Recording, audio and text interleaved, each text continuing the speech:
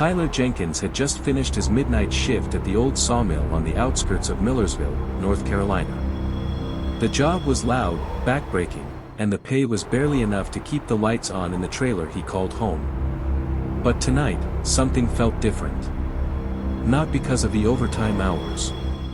Not because of the storm clouds crawling over the Smoky Mountains. No, something in his gut just wouldn't sit right. As he walked the gravel path through the woods that cut behind Red Hawk Road, his usual shortcut home, he heard it. A sound that didn't belong. It was faint at first. A kind of stifled sobbing. Then, clear as glass, a woman's cry. He froze. The night was thick with pine and silence. Owls had gone mute. Even the wind had stopped breathing. Before we delve deeper, kindly subscribe, like and comment your thoughts in the comments section. Hello? Tyler called out. No answer. He could have turned back. Should have. The world these days didn't reward curiosity, it punished it. But something about the crying, it wasn't just fear. It was desperation. And that was a sound Tyler had known his whole life. A sound he once heard from his mother the night his father left for cigarettes and never came back. So he followed it. The woods grew darker. He used his phone flashlight to slice through the thick brush, stepping over rotting logs and thorny vines. The crying got louder, closer. Then he saw her. A woman, barefoot and dressed in torn clothing, sat on the forest floor. Mud caked her legs. Blood trickled down her arm. She looked no older than 20. Miss? Are you okay?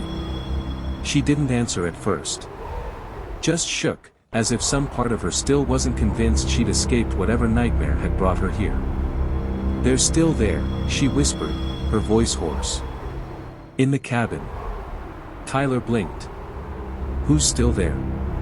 She looked up at him then, eyes wide and hollow. The others. He has them chained. He said I got one chance to run. Said if I screamed, he'd kill them. Tyler's throat dried instantly. This was no runaway. This was no ghost in the woods. This was real. Where's the cabin? He asked. She pointed deeper into the trees. You can't go. He'll kill you too. But Tyler wasn't listening. His hands were already dialing 911, his voice already describing landmarks and rough coordinates. But just as he lifted the phone to his ear, no service. Typical. Too far from town. Too deep into these cursed woods. And no way he was going back now, not when 3 lives might be hanging in the balance. He turned to the woman. You stay here. I'm going to find them. She grabbed his hand. Please, if he hears you. I'll be quiet. The trail she pointed out was barely visible, a narrow path choked by overgrowth. Tyler moved like a ghost, heart pounding with every crunch beneath his boots. 20 minutes in, he saw a faint glow through the trees. Then the outline of a cabin, half sunken, crooked, and rotting with age. Inside, through the grimy window, he saw him. A man in an old jacket on a trouser, built like a boulder, cleaning what looked like a rifle. And behind him, a basement door with a rusted padlock. Tyler crouched behind a stack of firewood and pulled out his phone again. Still no bars. But this time, he noticed something odd. There was a power cord running from the house into the woods. Generators, maybe. Off-grid. That explained the lights. He had no weapon. No backup. Just instinct and desperation. He moved to the back, found a loose window, and slid it up slowly, heart slamming against his ribs. He was halfway through when he heard a snap behind him. Too late. A cold barrel pressed against the back of his neck. Didn't your mama teach you not to poke around other folks' homes? The man said, voice like gravel and motor oil. Tyler raised his hands. Look, I'm not here for trouble. Oh, you found it anyway. The man marched him inside, kicked the door shut, and shoved him against a wall. "You one of her friends? The one that ran off? Thought she'd bring help." He laughed. "Ain't nobody coming out here. Nobody ever does." Then the man froze. He leaned in close to Tyler's face. "You look familiar." Tyler's stomach twisted. He knew him. Not by face, but by the stories. The rumors that went around Millersville for years. About a recluse in the woods. About missing hitchhikers. About young women disappearing off Route 22. "You're Vernon Coyle," Tyler said quietly. The old man grinned. "I see my reputation precedes me." He shoved Tyler to the floor and chained his hands behind his back. Then he walked over to the basement, unlocked the padlock, and yelled down the stairs. "Looks like y'all got company." Screams echoed from below. Tyler's blood ran cold. Then, a voice. A child's voice. "Is that my daddy?" Vernon barked a laugh. Wouldn't that be sweet? But Tyler's mind was racing. That voice. It wasn't possible. It couldn't be. "Sammy." He called it out before he could think. And silence fell like a thundercloud. The door to the basement creaked. Then a girl, no older than 7, stepped into view. Face bruised. But unmistakably, his sister's child. The niece who'd been missing for 2 months. Tyler nearly collapsed. Vernon's smile faded. "Well, I'll be damned." And that was the turning point. Tyler surged forward, still chained, slamming his shoulder into Vernon's gut. The rifle clattered. The girl screamed. The chaos gave him just enough time to get the weapon, to aim with shaking hands, and to fire a warning shot into the floor. Back. Off. Vernon didn't flinch.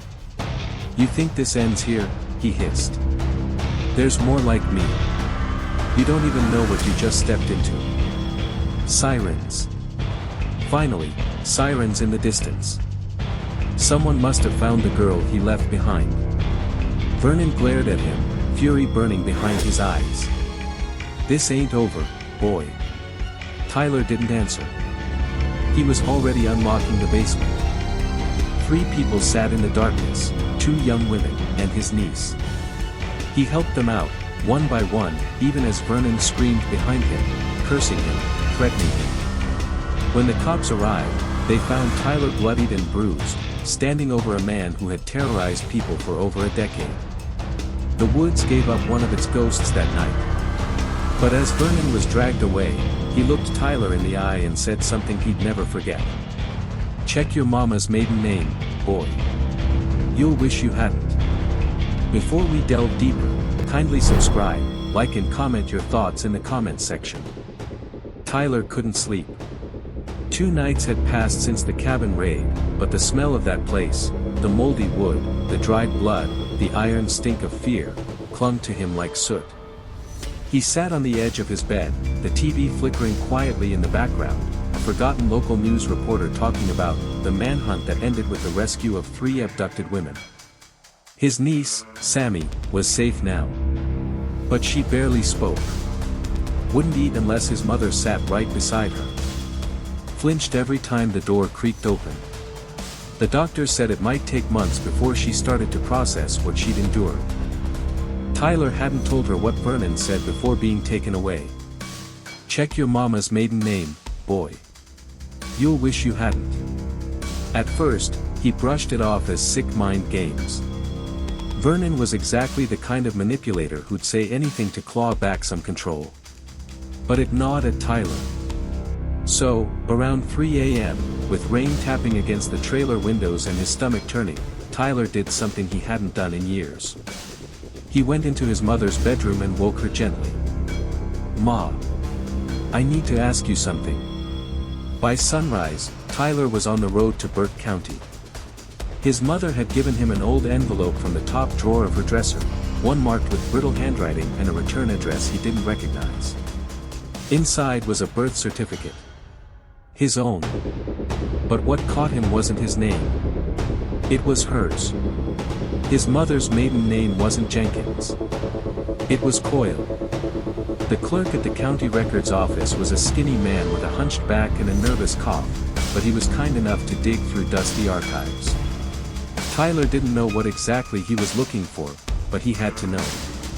The truth came with a brown folder stamped, "Closed case, 1982. Inside were police photos. Reports. Names he didn't recognize, except one. Eleanor Coyle. His grandmother. The file said she died in 1982. Suicide.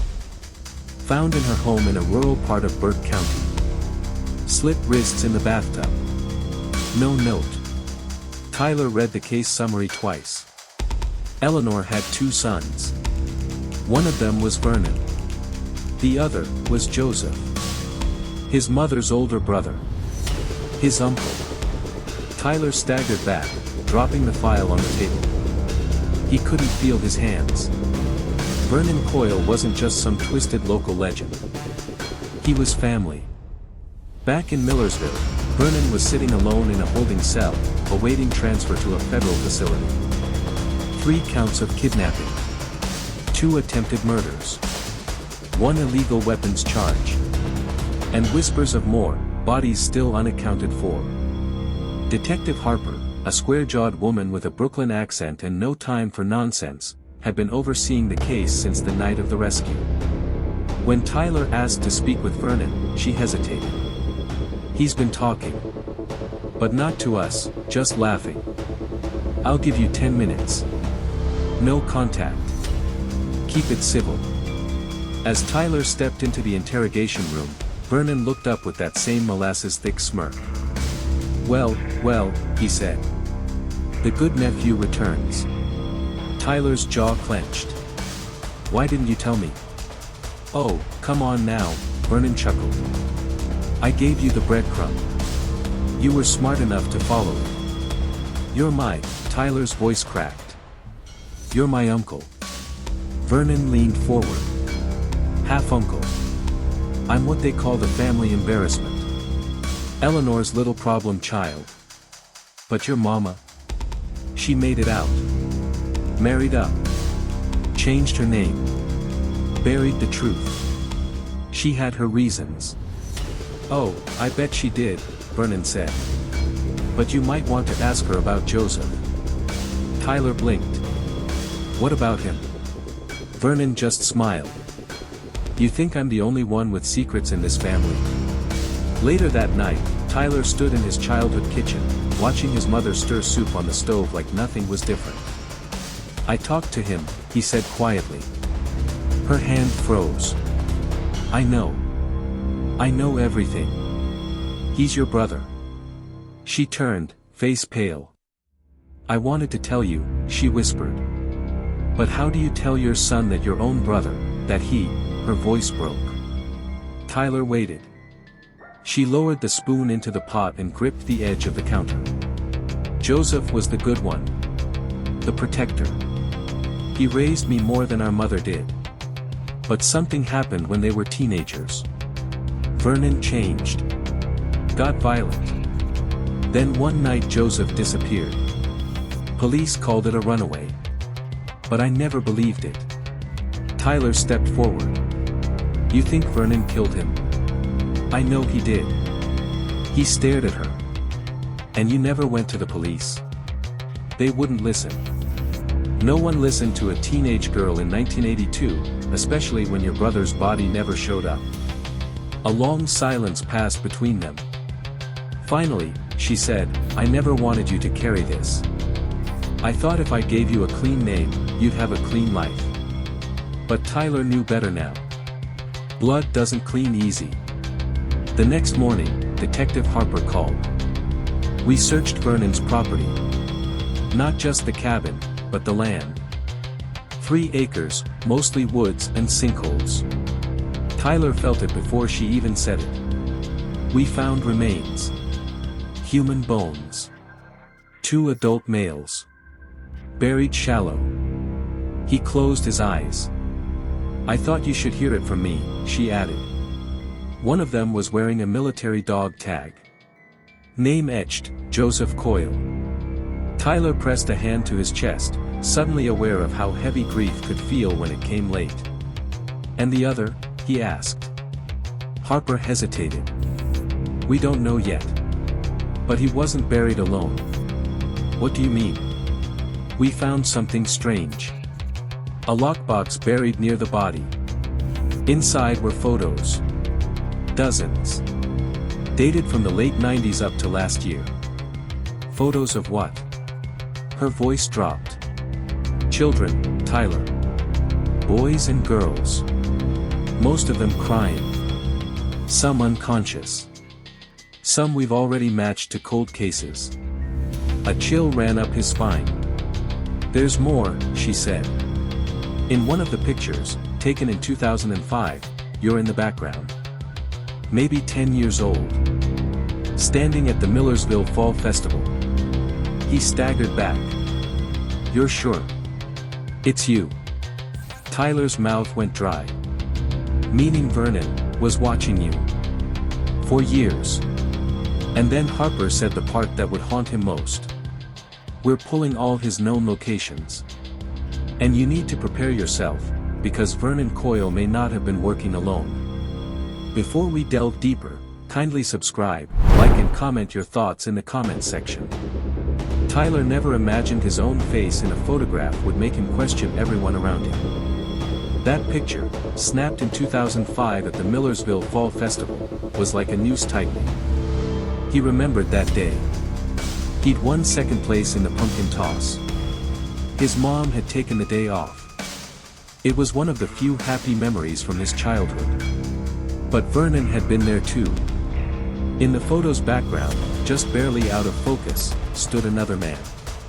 Not Vernon. Not anyone Tyler recognized. But this man's face was sharp and watching. As if the camera had caught him mid-stare, eyes fixed on young Tyler like a predator cataloging prey. Detective Harper hadn't identified him yet. But she'd confirmed what Tyler feared. Vernon didn't act alone. And there were more victims. That night, Tyler pulled out his dad's old hunting rifle and laid it across his lap. He hadn't touched it in years, not since his father left and the trailer grew quiet. He cleaned it, checking the chamber, feeling the familiar weight. The forest didn't feel safe anymore. Neither did the streets of Millersville. He was being watched. He could feel it. Sammy was staying with her grandmother now, too shaken to come home. The two other rescued women had been moved to a trauma center out of town. And Vernon, he was gone. Transferred to a federal facility in Kansas under maximum security. Still, the evil felt nearby. As if someone was breathing down Tyler's neck every time he left the house. 3 days later, Harper called again. "Tyler," she said. "We matched fingerprints from the lockbox. Got a hit." "Whose?" he asked, gripping the phone tight. She hesitated. "A local. Lives less than 3 miles from you." The name she gave dropped like a stone in his gut. Russell Nolan. Tyler dropped the phone. Russell had been his father's best friend. The kind of man who showed up for cookouts, who helped fix leaky roofs, who brought pizza the day Sammy was born. He was a volunteer fireman. A man of the church. Tyler hadn't spoken to him much since his dad disappeared. But now, everything about Russell's kindness felt poisoned. The next morning, Tyler drove out to Russell's property, an aging farm on the edge of a dead-end road. No warrant. No backup. Just a gut full of rage and a rifle under his seat. The place was quiet. Too quiet. He parked near the barn and stepped out. There were tire tracks. Fresh. He circled the house, careful, silent. Curtains were drawn. No signs of movement, until he spotted the light on in the shed. The door was cracked. He stepped closer, heart hammering. Inside were shelves lined with labeled jars, pickled vegetables, screws, old tools. And at the far end, a freezer. New, humming softly. He lifted the lid. Inside, beneath layers of plastic and insulation, were photos. Hundreds. Polaroids. Just like the ones from Vernon's cabin. Some were old. Yellowed. But one was new. It was Sammy. Sleeping. Taken weeks after she went missing. Taken after Vernon had already been arrested. Tyler stumbled back, bile rising in his throat. He turned to run. And found himself face to face with Russell Nolan. Looking for something, the older man asked, too calm, holding a shotgun in one hand and a mason jar in the other. Tyler didn't speak. You always were a curious boy, Russell said, setting the jar down. Your daddy was the same. Tyler's eyes narrowed. You killed him, didn't you? Russell smiled thinly. No. But I buried what was left. He raised the shotgun. Tyler dug behind the workbench as the blast shattered the air, pellets ripping through the wall. The second shot missed too, but barely. Tyler kicked the shelf over and lunged for the door. Another shot rang out. Something burned past his shoulder. He didn't stop running. By the time he made it back to the truck, blood was soaking his shirt. He didn't know if it was his or not. He hit the gas and didn't look back. Russell didn't follow. He didn't need to. Because now Tyler knew. Vernon was only the beginning. And the real mastermind was still walking free. At the sheriff's office, Harper stood in shock as Tyler dumped the Polaroids on her desk. You have enough to arrest him now, Tyler growled. Go. Harper did. But Russell Nolan was gone. House empty. Freezer missing. No sign of him anywhere. Vanished, just like Tyler's father had all those years ago. Later that night, as Tyler sat alone on his porch, bandaged and bruised, he pulled out his father's old lockbox from the crawl space under the trailer. He hadn't opened it since he was 15. Inside were old photos, a pocket knife, and a bundle of handwritten letters, unsent. All of them addressed to Joey. Joseph Coyle. His uncle. His father's best friend had been writing letters to a man who'd already been dead for 20 years. And one line made his blood run cold. They know about the land behind Dawson Quarry. I told Vernon to stop, but he wouldn't. If anyone finds that shed, I'm not going down with him. Tyler sat back. There was another shed. Another burial site. And whoever Vernon had been working with wasn't done covering their tracks. He didn't call Harper. Not yet. This time, he had to see it for himself. He grabbed the rifle, the flashlight, and the keys. Dawson Quarry was 20 minutes outside of town. Abandoned. Off-grid. Private property nobody dared explore. By the time he got there, the sun was dipping low, the woods painted red and black. The quarry itself was silent. The only sound was the crunch of gravel under his boots and the low chirp of cicadas. He walked past the old fence line and down the narrow trail leading into the trees behind it. Then, he saw it. A tin roof shed half sunken into the ground. No lock. No lights. Just a thick, eerie stillness. Tyler gripped the door handle and pulled. The hinges screamed. He stepped inside. At first, the flashlight revealed nothing but dust and old tools. Then he turned, and his heart stopped. In the far corner. A cage. Metal. Bolted. Just big enough for a person to curl inside. And within it, a girl. No older than 19. Dirty. Shivering. Alive. She looked up, eyes wide with terror. And behind Tyler, a whisper. You shouldn't have come alone. Before we delve deeper, kindly subscribe, like and comment your thoughts in the comment section. The voice behind him was calm. Almost casual. You shouldn't have come alone. Tyler froze. He didn't turn right away, not out of fear, but calculation. His rifle was leaning just out of reach, by the doorway of the shed. The young girl, no older than 19, sat curled in the metal cage, her eyes wide and brimming with tears. He turned slowly. And there he was. The man from the photograph. Not Vernon. Not Russell. Someone else. Late 40s. Clean-shaven. Gray workman's jacket. No mask. But Tyler knew that face. He didn't recognize it from the cabin.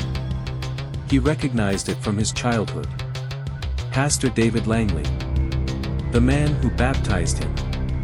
Who prayed over his family when his father went missing. Who led the town's youth camp for over 2 decades. I see it in your eyes, Langley said softly. You remember me now. Tyler couldn't breathe. The shed felt smaller, darker, airless. I didn't want this, Langley continued, stepping toward the cage. Russell. Vernon, they were sloppy. They didn't understand restraint. Discipline. But I never touched them. I only watched. That's important. Watched? Tyler spat. You caged a child. Langley glanced at the girl. She'll be returned. She was never meant to be here long. Just, relocated. You don't understand how this works. Try me. Langley's eyes narrowed. There's a system, Tyler. Bigger than me. Bigger than this town. I've served it for 34 years. We keep the balance. Clean the rot. Deliver, consequences. Your uncle chose chaos. Your father tried to expose us. Russell broke the rules. And now. He paused, smile tightening. Here you are. Tyler moved for the rifle, but Langley was faster. A pistol appeared from his coat. Not flashy. Cold. Clinical. I didn't want it to be you, Langley said. Your father had potential. He cracked too early. You could have been stronger. Tyler raised his hands, stalling. What happened to him? Langley hesitated. He ran. First. Then he begged. Then he broke. Vernon handled it. Buried him by the quarry. But even Vernon had his limits. You, though. You're different. You want to fix things. I want to end this, Tyler said through his teeth. A beat passed. Langley raised the gun. And then. A shot rang out. But it didn't come from Langley's weapon. Langley jerked sideways, hands spasming. Blood bloomed across his shoulder. He dropped the pistol. Tyler spun around. Detective Harper stood at the doorway, smoking gun in hand. I told you not to go alone, she muttered, walking forward. It was over in seconds. Langley didn't resist. He just stood there, bleeding, as Harper cuffed him and radioed backup. The girl was freed. Her name was Mia. She'd been missing for 6 days. Parents thought she ran away from school. She hadn't. She was taken. One of many, they'd come to learn. The investigation that followed blew Millersville apart. Langley's house. A trove of journals, surveillance logs, secret maps of rural properties around the state. A long list of initials. Names of children, dates, locations. Some already confirmed dead. Others, still unaccounted for. Turns out Langley wasn't just part of the chain. He was the architect. He never laid a hand on anyone, just organized it all. And no one suspected the town's most trusted face. Not even once. He'd attended weddings. Funerals. prayed with grieving parents while their children were buried in forests he helped choose. As for Russell Nolan, he was caught crossing into Tennessee 2 weeks later. Tried to run a roadblock. Shot once in the chest. Died before he could speak another word. Vernon. He hung himself in his cell after hearing about Langley's arrest. No note. No remorse. Tyler testified in 3 separate court cases. He sat through hours of victim testimony. Held Sammy's hand when she spoke her truth for the first time. He was there when Langley's sentence was read out, 5 consecutive life terms without parole. Justice, they called it. But Tyler wasn't sure that word had meaning anymore. Months passed. The town began to heal, or at least, forget.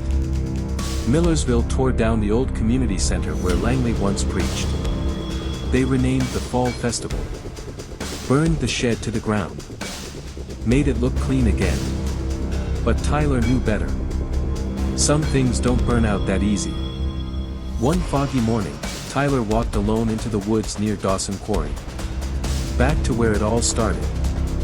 He passed the spot where he found Mia. Sat at the edge of the clearing, beside the stone they'd placed to mark the mass grave discovered nearby. He reached into his pocket. Pulled out a folded photo. It was the original one. From 2005. The one where he smiled, unaware, while monsters watched him in the crowd. He looked at it a long time. Then, quietly, he burned it with a lighter. Watched the ashes drift into the wind. Because some stories don't need to be framed. They need to be buried. But never forgotten. The end. But some wounds never heal.